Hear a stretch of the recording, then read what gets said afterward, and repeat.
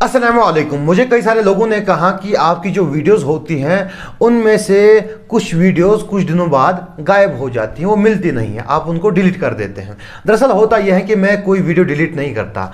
असल में होता यह है कि उन वीडियोस पर स्ट्राइक आ जाती है और यूट्यूब उन वीडियोस को खुद ही रिमूव कर देता है। और कई बार ऐसा होता है कि जिस बंदे ने स्ट्राइक दी हो मैंने उसकी और वीडियोस भी इस्तेमाल की होती है, तो मुझे अपनी वीडियोस में से उस बंदे की क्लिप्स रिमूव करनी पड़ती हैं ताकि वो फिर से स्ट्राइक ना दे। खैर, अब से जिन वीडियोस पर स्ट्राइक लगेगी मैं उन वीडियोस में से वो स्ट्राइक वाला पार्ट हटा के फिर से अपलोड कर दिया करूंगा। तो पिछली बार मुझे इस वीडियो पर स्ट्राइक लगी थी तो मैंने इसमें से वो स्ट्राइक वाला पार्ट रिमूव कर दिया है, तो आप इसे आप देख सकते हैं। और कुछ लोगों ने देखी भी हैं तो वो फिर से देख सकते हैं, और कुछ लोगों ने नहीं देखी है तो वो भी देख सकते हैं। इतना जानते हैं हम हैं तुम्हारे कुत्ते, हम इतना जानते हैं हम हैं तुम्हारे कुत्ते, हम उसको चीर देंगे, हम उसको चीर देंगे, दुश्मन है जो तुम्हारा, या अल्लाह हज़रत हज़रत, या अल्लाह हज़रत। अस्सलाम वालेकुम। तो कैसे हैं आप लोग? उम्मीद है आप सब बिल्कुल ठीक, सेहतमंद और सलामत होंगे। तो आज हम बात करने वाले हैं कुत्तों की। जी हाँ, कुत्तों की बात करने वाले हैं। लेकिन ये वो कुत्ते नहीं हैं जिन्हें अल्लाह ने कुत्ता बनाया था, बल्कि अल्लाह ने तो इन्हें इंसान बनाया था। लेकिन ये लोग खुद को खुद ही कुत्ता बनाने पे तुले हुए हैं। खैर, बात करने से पहले हम बरेलवी हजरात से जान लेते हैं कि कुत्ता कैसे पैदा हुआ। तो पेश है पहली वीडियो कि हजरत आदम अलैहिस्सलातु वत्तस्लीम का वो मिट्टी का जब ढांचा तैयार किया गया और रूह उसमें अभी फूंकी नहीं गई थी, तो शैतान ने जब उसे देखा तो उसके दिल में बुग़्ज़ हुआ, हसद हुआ, और उसने अपने मुंह में थूक जमा किया और उसके बाद हजरत आदम का वो जो पुतला तैयार किया गया था उस पर उसने थूक दिया। जब उसने थूका तो जहां आज हमारी नाफ रहती है, ढोड़ी जिसे हम कहते हैं नाफ, तो उस नाभि के हिस्से पर जाकर वहां पर पड़ा। तो जब वहां पर शैतान का थूक पड़ा तो अल्लाह रब्बुल इज्जत ने हजरत जिब्रील अलैहिस्सलातु वत्तस्लीम को हुक्म दिया कि जितने हिस्से पर वहां शैतान का थूक लगा है उसे काट कर निकाल दो। हजरत जिब्रील अलैहिस्सलातु वत्तस्लीम ने वहां से कुरेद कर उतने हिस्से की मिट्टी निकाल दी, जो हमारा नाफ का हिस्सा रहता उतने हिस्से की मिट्टी निकाल दी। तो हजरत जिब्रील के कुरेदने की वजह से वहां पे एक गड्ढा पैदा हुआ और उस मिट्टी को निकाला गया। तो वो आज हमारे नाफ में उतना गड्ढा रहता है और उतने हिस्से की मिट्टी नहीं है। फिर उस मिट्टी को निकाला गया और उस थूक वाली मिट्टी से अल्लाह रब्बुल इज्जत ने कुत्ते को पैदा फरमाया है। तो ऐसा नहीं कि मतलब एक पाक और साफ जिस तरह इंसान को पैदा किया गया उसी तरह कुत्ते को पैदा किया गया। यकीनन ये बात सही है कि हजरत आदम की ही मिट्टी से पैदा किया गया, लेकिन उस हिस्से की मिट्टी से कि जिस हिस्से पर शैतान ने थूका था उससे पैदा किया गया उसे। यही वजह है कि जो है कुत्ता एक नापाक इंसान है, एक नजिस जानवर है। यह सरासर मनगढ़ंत कहानी है जिसका दीन से कोई ताल्लुक नहीं है।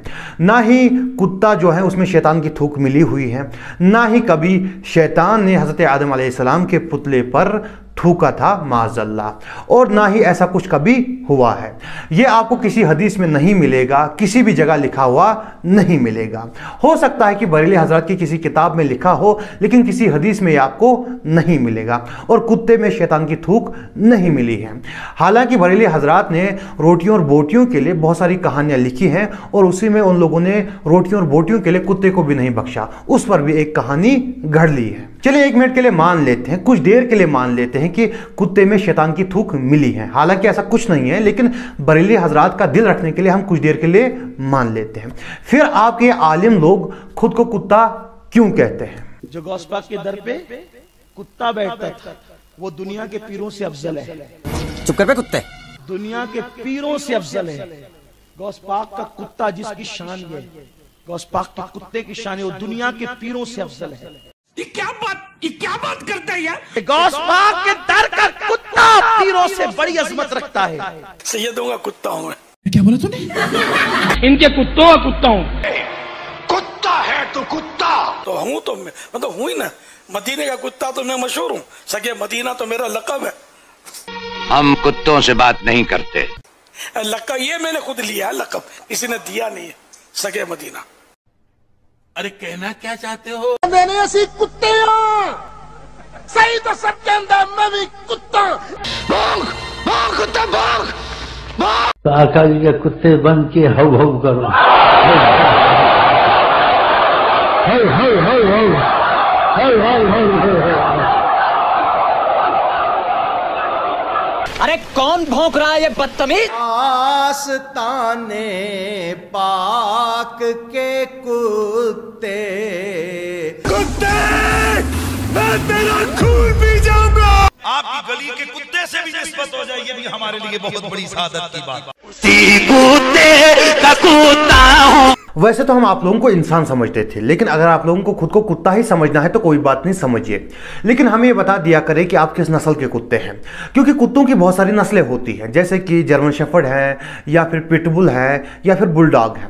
अब मैं बरेलियों का कुत्तों का शौकीन तो नहीं हूं, तो मुझे इनकी नस्लों के नाम याद नहीं है। इसीलिए आप अपने नाम के साथ अपनी नस्ल जोड़ा करें, जैसे कि बुलडॉग अमीनुल कादरी या फिर जर्मन शेफर्ड कोकब नूरानी या फिर पिटबुल इलियास कादरी, क्योंकि कुत्तों की बहुत सारी नस्लें होती हैं और मुख्तलिफ नस्लों में इनका नेचर, इनका बिहेवियर डिफरेंट होता है। जैसे किसी नस्ल के कुत्ते जो होते हैं वो ज़रा काटते हैं, किसी नस्ल के कुत्ते ज़रा भौंकते हैं, किसी नस्ल के कुत्ते जो होते हैं ज़रा एग्रेसिव होते हैं, गुस्से वाले होते हैं। इसीलिए आप अपने नाम के साथ अपनी नस्ल जोड़ा करें, इससे हमें पता चल जाएगा कि आप किस नस्ल के कुत्ते हैं और आपका बिहेवियर, आपका नेचर क्या है और आपसे कैसे पेश आना है। और अगर आप लोगों को ये सब करना अपनी बेइज्जती लग रही हो, तौहीन लग रही हो, तो फिर अपने आप को कुत्ता कहना बंद कर दीजिए। कुत्ते और सुअर खाने वाली कौमें हमसे आगे बढ़ गई हैं, क्योंकि कुत्ते और सुअर खाने वाली कौमें कुत्तों और सुअरों को खा जाती हैं, लेकिन हम लोग कुत्तों को पीर और सुअरों को हुक्मरान बना देते हैं। हम पर सुअर, कुत्ते, शराब, जिना, जुआ और ऐसी गंदी चीजें हराम की गई थी, लेकिन अल्लाह का शुक्र है कि सुअर और कुत्ते हमसे बचे हुए हैं, क्योंकि हमने सुअरों को हुक्मरान और कुत्तों को पीर बनाया हुआ है। मैं सभी पीरों और हुक्मरानों की बात नहीं कर रहा हूं, लेकिन आज के दौर में आपको अक्सर पीर और हुक्मरान जो हैं वो दुनियावी कुत्ते और सुअर ही मिलेंगे। एक दौर हुआ करता था जब हमारे पीर और हमारे जो हुक्मरान थे वो शेर हुआ करते थे, और उन दिनों हम दुनिया पे राज किया करते थे, मुसलमान सुपर पावर हुआ करते थे। वैसे तो कुत्ते जो होते हैं वफादार होते हैं, लेकिन इन कुत्तों का समझ नहीं आता कि किसके वफादार हैं। कभी आला हज़रत के कुत्ते होते हैं, कभी अपने पीर के कुत्ते होते हैं, कभी गौस पाक के कुत्ते होते हैं, कभी मदीने के कुत्ते होते हैं, कभी आस्ताने के कुत्ते होते हैं। समझ ही नहीं आता कि इनकी वफादारी किस तरफ है। और अब तो कुत्तों की नई नस्ल पैदा हो गई है जो खुद को सगियातार कहते हैं, यानी इलियास कादरी के कुत्ते। हालांकि इलियास कादरी खुद मदीने के बहुत बड़े वाले कुत्ते हैं, और फिर इन्हीं कुत्तों के पिल्ले यहां आकर भौंकते हैं, यानी इन्हीं पीरों के जो मुरीद होते हैं यहां आकर गालियां देते हैं, कहते हैं कि तुम हमारे पीरों को गालियां देते हो, कुत्ता कहते हो। अगर कुत्ता कहना गाली है, फिर तुम्हारे पीर खुद को कुत्ता क्यों कहते हैं? इन्होंने तो लक़ब रखे हुए, कोई कहता है मैं मदीने का कुत्ता हूं, कोई कहता है कि मैं गौसपा का कुत्ता हूं, कोई कहता है आस्ताने का कुत्ता हूं। इन्होंने लक़ब रखे हुए, मैं तो इन लोगों को इनके लक़ब से पुकारता हूं, इसमें गाली कहां से आ गई? मैं कहता हूं अगर तुम खुद को कुत्ता कहते हो तो कोई बात नहीं, तुम कुत्ते हो, इसमें गाली कहां से आ गई? अगर कुत्ता कहना गाली है तो फिर तुम्हारे पीर खुद को कुत्ता क्यों कहते हैं? तुम्हारे पीरों ने अपने लक़ब ही ऐसे रखे हुए हैं, जब मैं उनको उनके लक़ब से पुकारता हूं तुम्हें लगता है कि मैं उनको गाली देता हूं, हालांकि मैं उनको गाली नहीं देता। अगर तुम्हारे पीर कह दे कि हम कुत्ते नहीं हैं तो मैं भी कहूंगा कि वो कुत्ते नहीं है, मैं भी उनको कुत्ता नहीं कहूंगा। और मैं गवर्नमेंट से गुजारिश करता हूं कि आम कुत्तों की वजह से रेबीज फैलता है और खुद को कुत्ता कहने वालों की वजह से बिदत नाम की एक बीमारी फैलती है। रेबीज इंसान को जीने नहीं देती और बिदत नाम की ये बीमारी इंसान से ईमान छीन लेती है। इसीलिए आप तमाम तरह के कुत्तों को अपने कुत्ते पकड़ने वाली गाड़ियों में ले जाए, फिर इनकी नसबंदी कीजिए, उसके बाद इनको इंजेक्शन लगाए, उसके बाद इनको ऐसी गलियों में छोड़ दे जहां से ये वापस ना आ सके। क्योंकि कुत्ता जो होता है वो कुत्ता होता है, चाहे वो मदीने का कुत्ता हो या फिर इंडिया का कुत्ता हो, पाकिस्तान का कुत्ता हो या फिर पीर का कुत्ता हो, गौसपा का कुत्ता हो या फिर आस्ताने का कुत्ता हो, कुत्ता तो कुत्ता होता है। और हर तरह के कुत्तों से बीमारियां फैलती हैं, फिर चाहे वो रेबीज की बीमारी हो या फिर बिदत की बीमारी हो। और रेबीज एक जानलेवा बीमारी है और बिदत ईमान लेवा बीमारी है। इसीलिए आप इन कुत्तों का इलाज कीजिए। अब कुछ लोग कहेंगे कि अहमद तबरेज आज तुमने हद ही कर दी, तुम्हें थोड़ा तमीज से बोलना चाहिए, तो मैंने कौन सी बदतमीजी की है? ये लोग खुद को खुद ही कुत्ता कहते हैं तो मैं भी इनको उसी नाम से पुकारता हूं। इन्होंने अपने लक़ब लकब रखे हुए हैं ऐसे, तो मैं इनको इनके लकब से पुकारता हूं। किसी को उसके लकब से पुकारना, इसमें कौन सी बदतमीजी है? इसमें क्या बदतमीजी? और वो लकब जो उन्होंने खुद को खुद ही दिया हो, इसमें कौन सी बदतमीजी है? अगर कुत्ता कहना गाली है तो फिर खुद को कुत्ता मत कहो, मैं भी तुम्हें कुत्ता नहीं कहूंगा। ये लोग खुद को कुत्ता कहें या फिर गैंडा कहें, मुझे से कोई फर्क नहीं पड़ता, लेकिन ये लोग ये सब दीन के नाम पर करते हैं, इस्लाम के नाम पर करते हैं। आप खुद सोच लीजिए कि जब गैर मुस्लिम इनके बयानात सुनते होंगे तो उनके जहन में इस्लाम की और मुसलमानों की क्या तस्वीर छपती होगी। वो सोचते होंगे कि शायद मुसलमान खुद को कुत्ता कहते हैं, इस्लाम में खुद को कुत्ता कहना पड़ता है। वो कहेंगे कि हम तो अपने दीन में ही ठीक है, अगर इस्लाम में गए मुसलमान हुए तो हमें खुद को कुत्ता कहना पड़ेगा। हालांकि ऐसा तो कुछ भी नहीं है, लेकिन गैर मुस्लिमों के लिए तो ये भी मुसलमान हैं, हम भी मुसलमान हैं।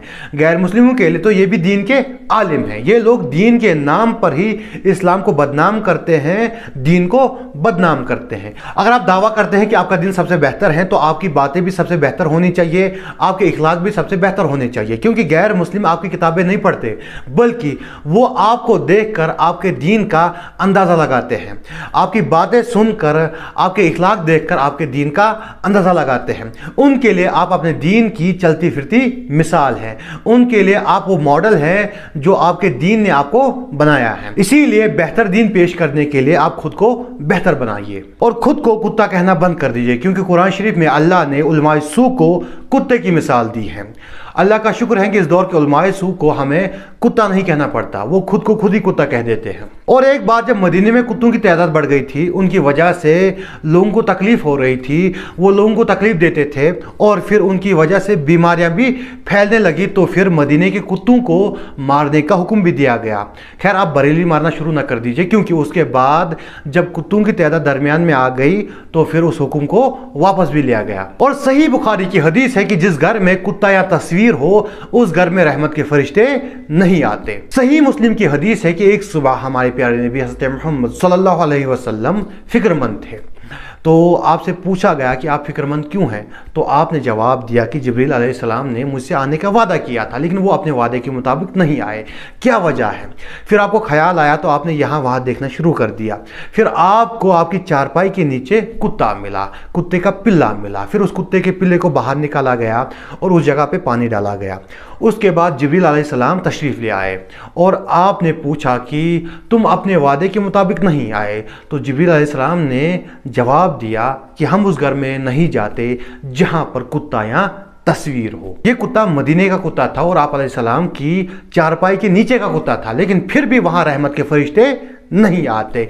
ये कुत्ता अल्लाह का बनाया हुआ कुत्ता है, फिर भी वहां पर रहमत के फरिश्ते नहीं आते। और जहां पर मौलवी अपने आप को खुद ही कुत्ता बना देता है, क्या वहां पर रहमत के फरिश्ते आएंगे? और फिर ये लोग कहते हैं कि हजरत अली रज़ियल्लाहु अन्हु को तो शेर खुदा कहा जाता है। बिल्कुल कहा जाता है, क्योंकि शेर की मिसाल दुनिया की हर जगह, हर मजहब में, हर कंट्री में, जहां भी देखोगे, जिस कौम में देखोगे, बहादुरी के लिए दी जाती है। और कुत्ते की मिसाल हर जगह, जिस कंट्री में देखो, जिस मजहब में देखो, बुज़दिली के लिए दी जाती हैं, गलाजत के लिए दी जाती हैं, गंदगी के लिए दी जाती हैं, बुरे के लिए दी जाती हैं। हज़रत अली रज़ियल्लाहु अन्हु की जो औलादें हैं, हम उनको शेर खुदा की औलाद कहते हैं। अगर किसी को भी हम शेर की औलाद कह दे तो वो उसके लिए तारीफ होती है।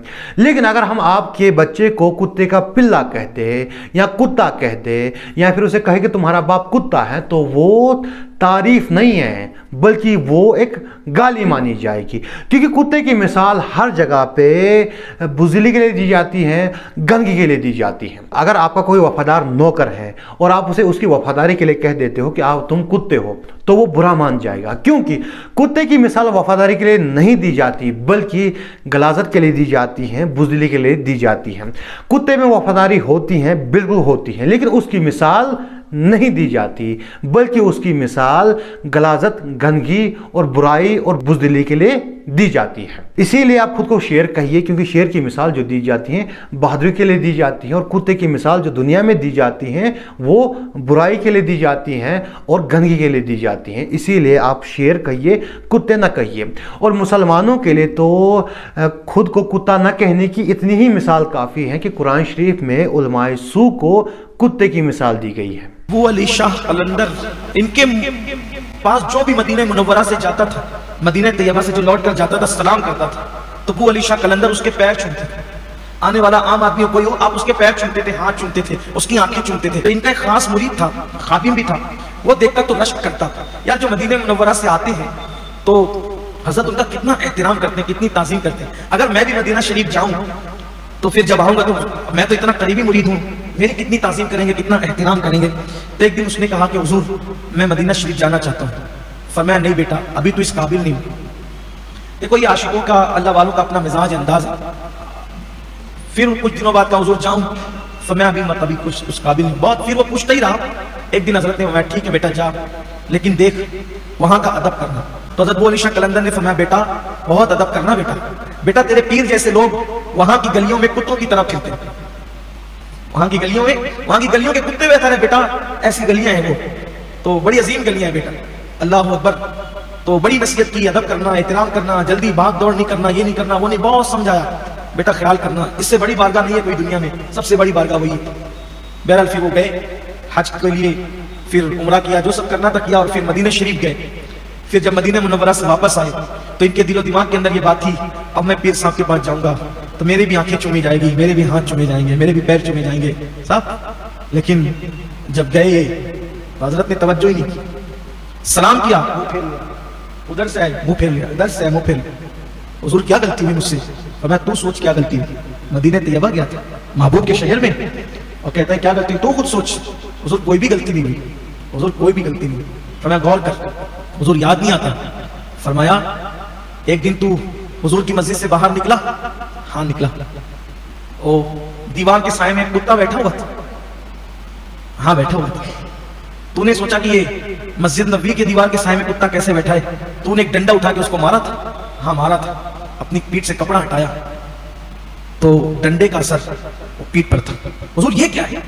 फरमाया वो कोई कुत्ता नहीं था, वो तेरा पीर था, अबू अली शाह कलंदर। मुझे समझ नहीं आता कि जब से आम लोगों के पास कैमरा आया है तब से बाबा लोगों की करामतें कहाँ छिन गई है, कहाँ छिन गई है।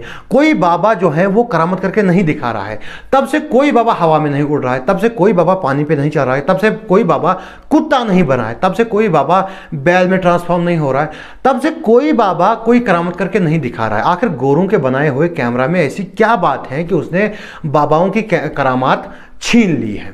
इस दुनिया में ऐसा कोई इंसान नहीं है कि जो अपनी मर्जी से कुत्ते में ट्रांसफॉर्म हो जाए या फिर बैल बन जाए या फिर परिंदा बन जाए, ऐसा कुछ नहीं है, कोई ऐसा कर नहीं सकता। हाँ अगर अल्लाह किसी को ट्रांसफॉर्म करे तो, अगर अल्लाह किसी को बंदर बनाए तो वो बन सकता है, क्योंकि अल्लाह तो उसके पास तो सब कुछ है, लेकिन किसी इंसान के पास ऐसी कोई ताकत नहीं है। और ये जो कुत्ते बनने वाली बात है, बंदर बनने वाली बात है, ये सिर्फ ये कहानियां जो है या तो आपको हॉलीवुड में मिलेंगी या फिर बरेलीवुड में मिलेंगी। और अमीनुल कादरी साहब जो है वो हमेशा की तरह इस्लाम के नाम पर आपको कहानी सुना रहे हैं। और अच्छा हुआ कि कैमरा आने के बाद आपके बाबाओं की करामतें छिन गई हैं, कोई बाबा कुत्ता नहीं बन रहा है। वरना अगर आज के दौर में कोई बाबा आपका मदीने में कुत्ता बन के जाए तो फिर गवर्नमेंट की कुत्ते पकड़ने वाली गाड़ी आएगी, उसको गाड़ी में डाल देगी जैसे कुत्तों को डालती है, उसके बाद उसकी नसबंदी करेगी, उसके बाद उसे पीछे इंजेक्शन लगाएगी ताकि उसे बीमारियां ना फैले, उसके बाद उसे ऐसी गलियों में छोड़ देगी जहां से उसकी सात पुश्ते भी वापस नहीं आ सकेंगी। आज की वीडियो में इतना ही था। अगर आपको वीडियो पसंद है तो वीडियो को लाइक कर सकते हैं, चैनल को सब्सक्राइब कर सकते हैं और वीडियो को ज़्यादा से ज़्यादा शेयर कर सकते हैं। मिलते हैं अगली वीडियो में। अस्सलाम वालेकुम।